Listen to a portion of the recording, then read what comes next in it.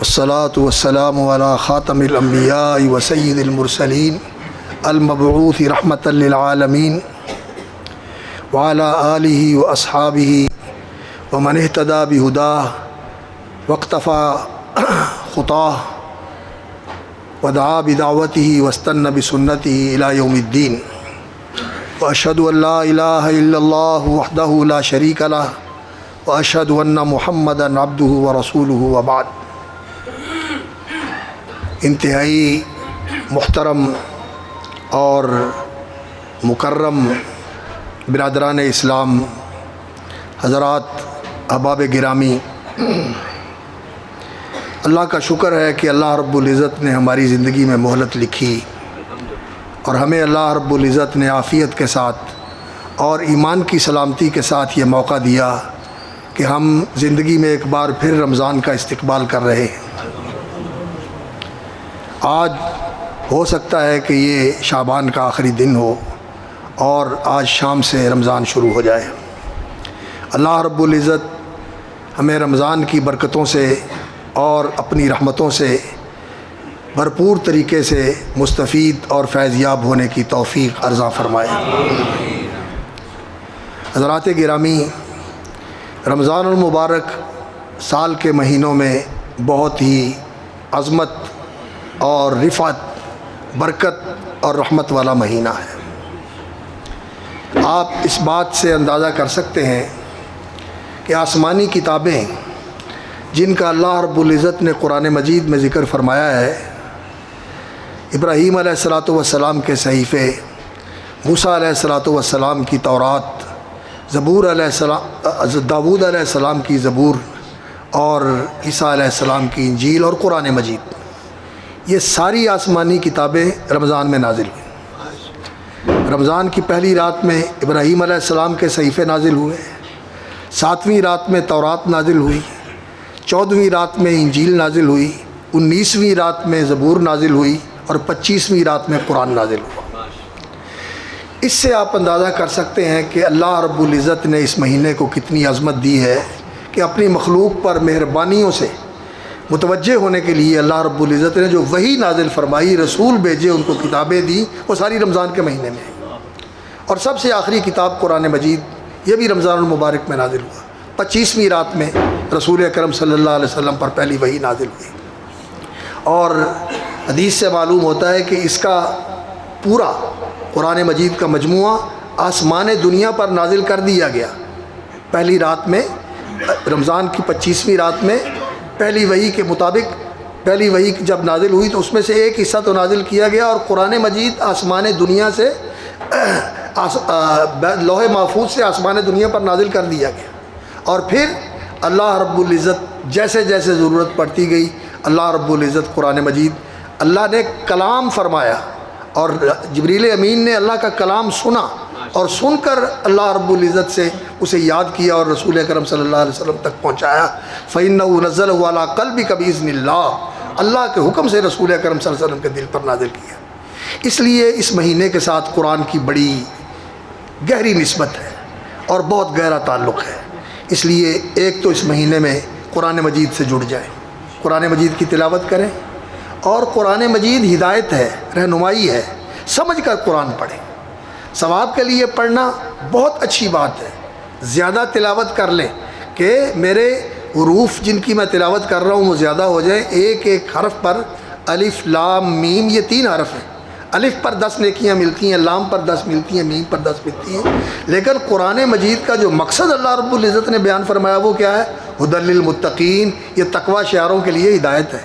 تو ہدایت تو معلوم ہونی چاہیے کہ میرے لیے کیا رہنمائی ہے، کیا ہدایت ہے۔ اس لیے تلاوت کے ساتھ کچھ وقت ضرور نکالیں، با ترجمہ قرآن سننے کے لیے یا پڑھنے کے لیے۔ بے شک سن لیا کریں ترجمہ قرآن مجید کا، یا بے شک پڑھ لیا کریں۔ اور الحمدللہ اب اس کی بڑی سہولت ہے، آپ کے موبائل میں بھی موجود ہے قرآن مجید، تفسیر کے ساتھ موجود ہے اور ترجمے کے ساتھ موجود ہے۔ آپ موبائل میں بھی سن سکتے ہیں، اسٹیشن بھی موجود ہے، اس پر بھی آپ سن سکتے ہیں۔ اور آپ کو قرآن مجید ترجمے والے بہتر سے بہتر ملتے ہیں، آسان سے آسان ملتے ہیں۔ آپ ان کے ساتھ قرآن مجید ترجمے کے ساتھ ضرور تلاوت کیا۔ اور دوسری چیز یہ ہے کہ اللہ رب العزت نے اس رمضان کے مہینے کو اپنی خاص رحمتوں کے ساتھ منسوب کیا ہے۔ اللہ رب العزت نے فرمایا، جیسا کہ رسول اکرم صلی اللہ علیہ وسلم نے بیان فرمایا کہ جب رمضان داخل ہوتا ہے تو اللہ رب العزت کی رحمت کے سارے دروازے کھول دیے جاتے ہیں، جنت کے دروازے کھول دیے جاتے ہیں، جہنم کے دروازے بند کر دیے جاتے ہیں، اور انسانوں کو گمراہ کرنے والے جو بڑے بڑے شیاطین ہیں ان کو پا بزنجیر کر دیا جاتا ہے، جکڑ دیا جاتا ہے کہ بندوں کو گمراہ نہ کر سکے، انہیں جکڑ دیا جاتا ہے۔ لیکن چھوٹے شیطان وہ گمراہ کرتے ہیں، وہ لگے رہتے ہیں انسان کے ساتھ، اور اگر انسان نے خود ہی اپنے نفس کو اتنا زور آور بنا لیا ہے کہ وہ انسان کو گمراہ کر رہا ہے، تو وہ تو انسان کے اندر ہی ان النفس لامارۃ بالسوء، کہ جو انسان کا نفس ہے یہ تو انسان کو برائی کا حکم دیتا ہے، اسے قابو کرنے کی ضرورت ہے۔ اور روزہ جو ہے یہ اسی چیز کے لیے ہے کہ انسان اپنے نفس پر اپنے نفس پر قابو حاصل کرے، اور شیطان کے جو مداخل ہیں، جو شیطان کے منافذ ہیں، جن راہوں سے شیطان انسان کے اندر آتا ہے، ان راہوں کو بند کر دے۔ رسول اکرم صلی اللہ علیہ وسلم نے فرمایا الصوم جنۃ، روزہ ڈھال ہے، گناہوں سے بھی ڈھال ہے، جہنم سے بھی ڈھال ہے، جہنم سے بھی بچاتا ہے اور اللہ اکبر گناہوں سے بھی بچاتا ہے، لیکن اس صورت میں جب انسان صحیح معنی میں روزہ رکھے، جب انسان صحیح معنی میں روزہ رکھے۔ کیونکہ ایسا ہوتا ہے کہ رب صائم، بہت سارے روزے دار ایسے ہوتے ہیں لیس لہ من صومی، جس کے روزے کا حاصل اس کے سوا کچھ نہیں ہوتا الا الجوع والعطش، کہ اس نے بھوک کاٹی اور اس نے پیاس کاٹی اور روزہ کچھ نہیں، بھوک اور پیاس اس نے کاٹی لیکن روزہ کچھ نہیں ہے۔ یہ کون ہے؟ یہ وہ لوگ ہیں جو روزے کے مقصد سے بے خبر ہیں۔ روزے کا مقصد اللہ نے بیان فرمایا کتب علیکم الصیام کما کتب علی الذین من قبلکم، روزہ تم پر فرض کیا گیا ہے، روزہ رکھنا تم پر فرض کیا گیا ہے جیسے پہلوں پر فرض تھا، لعلکم تتقون، تاکہ تم متقی بن جاؤ۔ تو روزہ تربیت دیتا ہے تقوی کی۔ انسان کو بھوک لگی ہے، سامنے کھانا ہے لیکن نہیں کھاتا، پیاس لگی ہے منہ میں پانی ڈال کے کلی کرتا ہے، منہ کو صاف کرتا ہے لیکن پانی کا گھونٹ اندر نہیں لے کے جاتا، اس لیے کہ پانی پینا منع ہے روزے کی حالت میں، کھانا کھانا منع ہے، بیوی گھر میں موجود ہے، کوئی رکاوٹ نہیں ہے، لیکن دونوں نے روزہ رکھا ہوا ہے، ایک دوسرے سے الگ رہتے ہیں کہ نہیں روزہ رکھا ہوا ہے۔ یہ روزہ تربیت کرتا ہے۔ جس طرح یہ ممنوع چیزیں روزے کی وجہ سے چھوڑ دی ہیں، تو کیا جو اللہ کے دوسرے حکم ہیں وہ ایسے نہیں ہے کہ انسان ان کی پابندی کرے، اور جن چیزوں سے اللہ نے روک دیا ان سے باز آ جائے، اور جن چیزوں کا اللہ نے حکم دیا ان سے کرے۔ صبح اٹھ کے ہم سحری کے وقت نماز سے پہلے سحری کے وقت سحری کھانے کے لیے سارے گھر والے اٹھتے ہیں، تو نماز کے لیے اٹھنے کا بھی تو اللہ رب العزت نے حکم دیا، اس لیے نماز کے لیے بھی اٹھنا چاہیے۔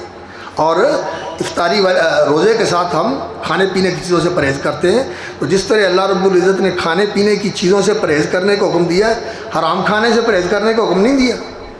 روزہ تو رکھا ہوا ہے، کھانا تو نہیں کھاتا، پانی تو نہیں پیتا، لیکن حرام کما رہا ہے اور جیب بھر رہا ہے، حرام کما رہا ہے اور جیب بھر رہا ہے، تو روزہ تو نہ ہوا پھر۔ اس لیے روزہ جو مادی چیزیں انسان چھوڑتا ہے، مانوی چیزیں بھی چھوڑے۔ تقویٰ یہ ہوتا ہے کہ انسان جو اللہ کا حکم ہے اس کو پورا کرے، اور جس چیز سے اللہ نے منع کر دیا اس سے باز رہے۔ رسول اکرم صلی اللہ علیہ وسلم نے اللہ اکبر ایک اور حدیث کے اندر یہ بیان فرمایا من لم یدع قول الزور والعمل به، جو آدمی جھوٹ نہیں چھوڑتا، جھوٹ پر عمل کرنا نہیں چھوڑتا، فلیس للہ حاجۃ فی ان یدع طعامہ وشرابہ، تو اللہ رب العزت کو کوئی ضرورت نہیں ہے کہ وہ اپنا کھانا پینا چھوڑے۔ اللہ پاک کے رزق میں کوئی کمی ہے؟ یہ کھانا پینا چھوڑ کے کوئی راشن بندی کر کے جو ہے نا اللہ تعالیٰ کی رزق کی بچت کرتا ہے؟ جیسے ہماری لوڈ شیڈنگ ہوتی ہے تو یہ کوئی بچت کی سکیم ہے کہ لوگ تھوڑا کھائیں؟ نہیں، بلکہ اللہ رب العزت کی طرف سے تو رمضان میں لوگوں کا رزق فراغ ہو جاتا ہے، لوگوں کا رزق فراغ ہو جاتا ہے، لوگ زیادہ کھاتے ہیں، اچھا کھاتے ہیں، بہتر کھاتے ہیں۔ تو یہ بات نہیں ہے، جھوٹ چھوڑ دینا چاہیے اور جھوٹ پر عمل کرنا چھوڑ دینا چاہیے، اور جھوٹ مذہب میں بھی چھوڑنا چاہیے۔ مذہب اور دین کے اندر جھوٹی باتوں پہ عمل نہیں کرنا چاہیے، نہ جھوٹ کو فروغ دینا چاہیے۔ دین کے معاملے میں جھوٹ نہیں، دین حق ہے، جو ناحق چیز ہے وہ دین نہیں ہو سکتی، اس لیے کوئی جھوٹی بات دین کے اندر قابل قبول نہیں ہے، جو لوگوں نے بنائی ہوئی ہے، جھوٹی حدیثیں، جھوٹے مسئلے، جھوٹی باتیں، کوئی حیثیت نہیں ان کی۔ تجارت میں بھی جھوٹ چھوڑ دینا چاہیے، جھوٹ نہیں بولنا چاہیے، جھوٹ نہیں بولنا چاہیے۔ جھوٹ جو ہے یہ رسول اکرم صلی اللہ علیہ وسلم نے فرمایا مومن میں کمزوریاں ہو سکتی ہیں، لیکن مومن میں یہ کمزوری نہیں ہو سکتی کہ مومن جھوٹا ہو اور مومن خائن ہو۔ اور ہماری تجارت خیانت اور جھوٹ کے ساتھ ساری جڑی ہوئی ہے، خیانت بھی کرتے ہیں اور جھوٹ بھی بولتے ہیں۔ اس لیے میرے بھائیوں روزے کا مقصد سمجھنے کی ضرورت ہے، اور وہ یہ ہے کہ انسان جو چیزیں حرام ہیں ان کو چھوڑ دے، حرام چیزوں کو چھوڑ دے۔ سود حرام ہے، دھوکہ دینا حرام ہے، جھوٹ بولنا حرام ہے، بددیانتی کرنا حرام ہے، وعدہ خلافی کرنا حرام ہے، یہ سارے کام حرام ہیں۔ ان حرام چیزوں کو چھوڑ دے، پھر ہی تقویٰ ہوگا، اور تقویٰ ہوگا تو روزہ ہوگا۔ لعلکم تتقون، اللہ اکبر۔ تو رمضان یہ بڑا عظمت والا مہینہ ہے، اللہ رب العزت جنت کے دروازے کھول دیتے ہیں۔ اور روزہ اگر صحیح معنوں میں رکھا جائے تو رسول اکرم صلی اللہ علیہ وسلم نے فرمایا، اللہ رب العزت فرماتے ہیں، قدسی حدیث ہے، کیا اللہ فرماتے ہیں کل عمل ابن آدم لہو، آدم کا بیٹا جو عمل کرتا ہے اس کو ثواب ملتا ہے، اس کو فائدہ ملتا ہے نیک عمل کا۔ کل عمل ابن آدم لہو الحسنۃ بعشر امثالہا، نیکی 10 گنا بڑھائی جاتی ہے، 10 سے 70 بنائی جاتی ہے، 70 سے 700 بنائی جاتی ہے، 700 سے 70,000 بنائی جاتی ہے۔ اللہ رب العزت نیکی کو بڑھاتے ہیں۔ الا الصوم، فرمایا روزہ اس کے لیے یہ پیمانہ نہیں، اس کے لیے یہ کیلکولیشن نہیں، اس کے لیے حساب نہیں، روزے کا بدلہ اللہ رب العزت ہی دے گا، بے حساب بدلہ ہے اس کا۔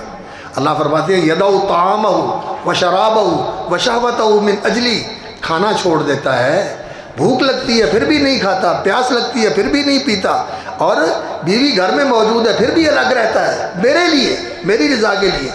تو یہ چیز انسان کو ایسا بنا دے کہ انسان تقوی شعار بن جائے، اور انسان پھر سارے محرمات کو چھوڑ دے اور سارے واجبات کا اہتمام کرے اور ان کو پورا کرے، تو پھر تو روزے کا مقصد پورا ہوا۔ اور اگر بھوک اور پیاس ہی کاٹی انسان نے تو پھر تو میرے بھائیوں وہ والی بات ہے کہ بھوک اور پیاس کے سوا روزے سے حاصل کچھ نہیں ہوا۔ اور رسول اکرم صلی اللہ علیہ وسلم نے روزے کے بارے میں یہ فرمایا کہ یہ جنت میں لے جانے والے اعمال میں سب سے مؤثر عمل ہے۔ اور جنت کس کے لیے ہے؟ جنت اللہ نے فرمائی ہے اعدت للمتقین، تقوی شعاروں کے لیے، جو فرائض کی پابندی کرتے ہیں، محرمات سے اجتناب کرتے ہیں، اور اللہ سے ڈر کر رہتے ہیں، ہر وقت ڈرتے ہیں اللہ رب العزت سے۔ کسی وقت زمین کا توازن بگڑ جائے، زلزلہ آ جائے، سوریا میں کیا ہوا، ترکیہ میں کیا ہوا، اللہ اکبر، ہمارے یہاں بھی جھٹکے لگے، اللہ نے ہمیں بچا لیا، الحمدللہ رب العالمین۔ اللہ ہمیشہ عافیت میں رکھے اور سلامتی کے اندر رکھے۔ آسمان سے بجلی گرے، بھسم کر کے رکھ دے، درختوں کو اور انسانوں کو اور جانوروں کو جلاتی ہے، اور اتنی بڑی تعداد کے اندر بجلی گرے، شہر کا شہر ہی بھسم ہو جائے، ایسا ہو سکتا ہے؟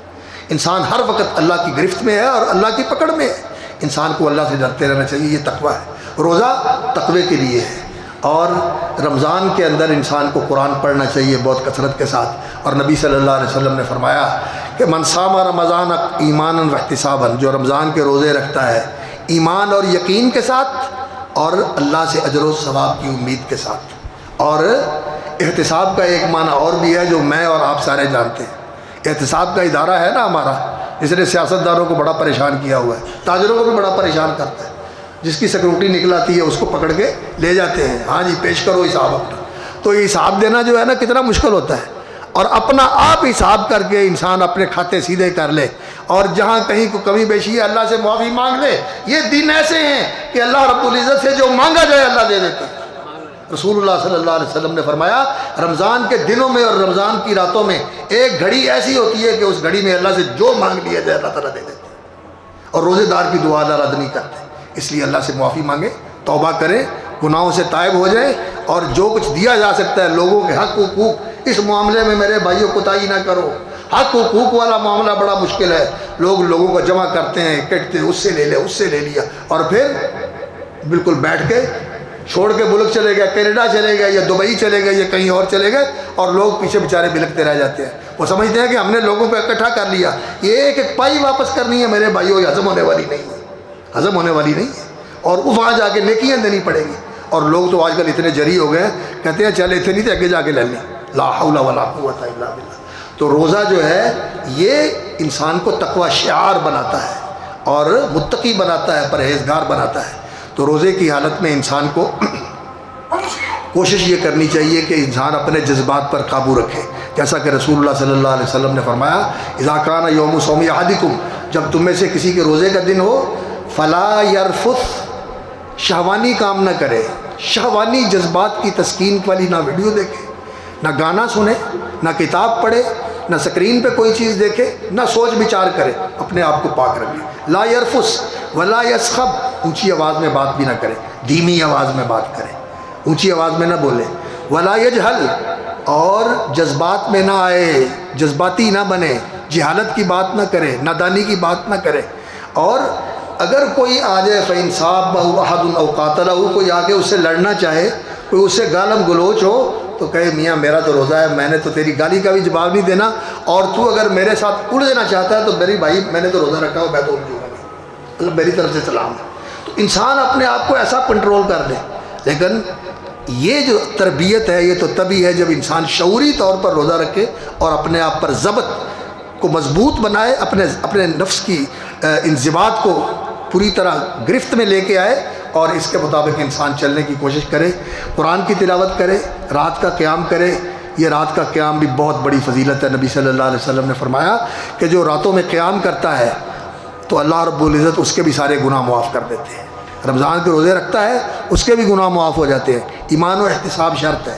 تو احتساب کی بات ہو رہی تھی، تو احتساب انسان اپنا احتساب کر کے کہ میں کہاں کھڑا ہوں، میرے ایمان کا گراف کیا ہے، میری نیکیاں کتنی ہیں، میرے گناہ کتنے ہیں، یہ انسان سارا حساب کر کے اپنے آپ کو اللہ رب العزت کی طرف لے کے آئے، نیکیوں میں اضافہ کرے اور گناہوں سے توبہ کرے۔ انشاءاللہ ان دنوں میں اللہ رب العزت وَلِلَّهِ وَتَقَاءُ مِنَ النَّارِ، یہ اللہ رب العزت کی رحمتوں کے دن ہیں۔ اللہ رب العزت بے شمار لوگوں کو جہنم سے رہائیاں دیتے ہیں، جن کے لیے جہنم واجب ہو چکی ہوتی ہے۔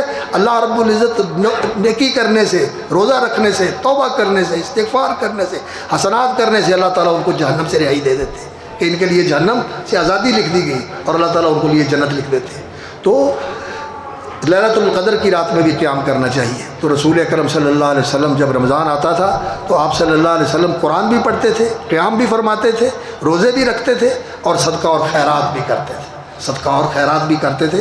یہ بھی کثرت کے ساتھ کرنا چاہیے، اس لیے کہ بھوک اور پیاس میں انسان کو بھوکوں اور پیاسوں کا احساس ہوتا ہے، اس لیے اس کو شہر الصبر، شہر المواسات کہا جاتا ہے کہ یہ انسان کو صبر سکھانے والا مہینہ ہے، اور یہ انسان کو ہمدردی اور غم گساری اور غمخواری سکھانے والا مہینہ ہے کہ دوسروں کے درد کو انسان محسوس کرے۔ تو اللہ رب العزت سے دعا ہے کہ اللہ تعالیٰ ہمیں رمضان کی برکات سے مالا مال ہونے کی توفیق عطا فرمائے، اور پوری طرح رمضان سے اللہ تعالیٰ ہمیں فیض یاب فرمائے۔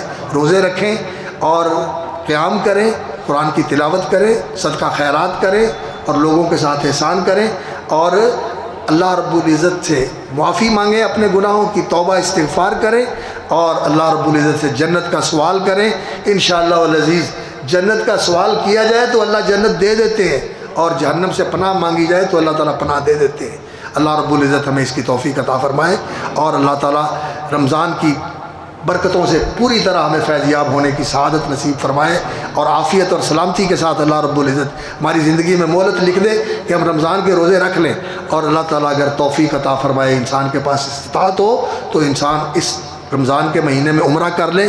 یہ عمرہ کرنا بہت بڑا اجر کا کام ہے، اور نبی صلی اللہ علیہ وسلم نے فرمایا کہ رمضان کے اندر عمرہ کرنا ایسے ہی ہے جیسے رسول اللہ صلی اللہ علیہ وسلم کے ساتھ حج کیا۔ تو اللہ تعالیٰ جس کو توفیق عطا فرمائے وہ ایسا کر لے، اور جس کو اللہ تعالیٰ توفیق عطا فرمائے وہ کسی اور کو بھی کروا دے، اس لیے کہ یہ کام ایسا ہے کہ جتنا انسان اس میں فراخ دلی کا مظاہرہ کرے، اللہ رب العزت اس کے لیے پھر اتنی ہی فراخی والا معاملہ فرماتے ہیں۔ لوگ بعض اوقات صرف اپنے لیے سب کچھ رکھتے ہیں، نہیں، ہمارے عرب دوست ہیں کہ ایسے اللہ تعالیٰ ان کو جزائے خیر دے، وہ ماشاءاللہ اس معاملے میں بڑے فیاض ہوتے ہیں۔ اللہ تعالیٰ ہمیں بھی فیاضی اور ہمیں بھی وسعت ظرفی نصیب فرمائے، اور اللہ رب العزت یقین جانیے اللہ رب العزت کا یہ وعدہ ہے، یا ابن آدم انفق انفق علیک، آدم کے بیٹے خرچ کر میں تیرے اوپر خرچ کروں گا، تو خرچ کر میں تیرے اوپر خرچ کروں گا، اور اگر تو بچا کے رکھتا ہے، اگر سمیٹ کے رکھتا ہے، اگر گن گن کے جوڑی جاتا ہے تو پھر اللہ رب العزت بھی جوڑ لیتا ہے، پھر اللہ بھی کہتا ہے تو رہن دے۔ اس لیے اللہ کے لیے خرچ کرنا چاہیے، اور خرچ کرنے سے مال میں کمی نہیں آتی۔ مسکینوں پر خرچ کریں، دینی اداروں پر خرچ کریں، دینی کاموں میں خرچ کریں، اور جھوٹ جو ہے وہ چھوڑنا ہے، تجارت میں بھی جھوٹ چھوڑ دیں، دین میں بھی جھوٹ چھوڑ دیں، اور سیاست میں بھی جھوٹ چھوڑ دیں۔ یہ جھوٹی سیاست ہے نا، اس سیاست کو بھی چھوڑ دیں، نہ سیاسی بیانوں کے اوپر جائیں، اور نہ سیاسی الزاموں کے اوپر جائیں، اور نہ سیاست کے اندر جو کچھ یہ گند اچھالا جا رہا ہے اور ایک دوسرے کو بدنام کیا جاتا ہے، ان کے اوپر کان نہ دھریں، اس لیے کہ نبی صلی اللہ علیہ وسلم نے فرمایا جھوٹ بولنا بھی چھوڑ دو اور جھوٹ پر عمل کرنا بھی چھوڑ دو۔ ہم ذہن بنا لیں، ہم اس کے مطابق اپنے ترجیحات اور اپنے ذہن کو بنا کر اس کے مطابق اپنی معاملات کو متعین کر لیں کہ میں نے ایسے کرنا ہے۔ جھوٹ پر عمل نہیں کرنا، حق کو پہچانو اور حق کے مطابق اپنے آپ کو چلاؤ، اور کوشش اس بات کی کرو کہ اللہ رب العزت ہم سے دین کا کام لے لے کہ اللہ کا دین اونچا ہو جائے، اللہ کا کلمہ اونچا ہو جائے، اللہ کا کرے وہ بندے آگے آ جائیں جو ملک کے بھی خیر خواہ ہوں اور ملت کے بھی خیر خواہ ہوں، دین کے بھی خیر خواہ ہوں اور اس ملک کے عوام کے بھی خیر خواہ ہوں۔ اللہ رب العزت ہمیں توفیق عطا فرمائے۔ وآخر دعوانا الحمدللہ رب العالمین۔